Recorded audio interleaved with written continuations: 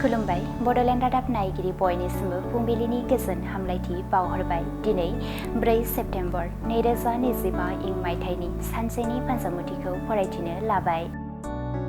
मेष राशि गावनि साननाय लुबैनायफोरखौ मोनफुंनो हागोन, गोसोआव गोजोननाय मोनगोन, साना गाहामैनो बारलांगोन।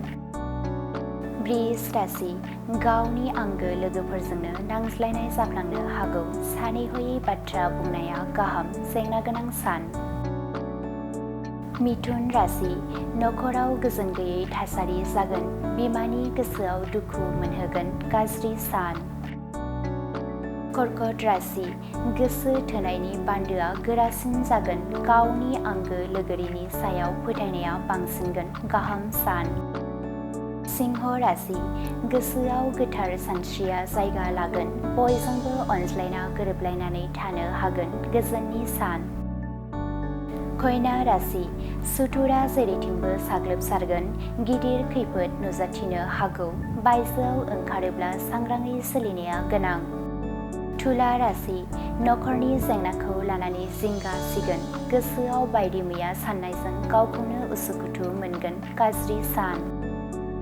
वृश्चिक राशि गोसोआव गियाननि आरो गोथार सानस्रिया जायगा लागोन, बयजोंबो गोरोबलायनानै थानो हागोन, रंजा खुसिजों साना बारलांगोन।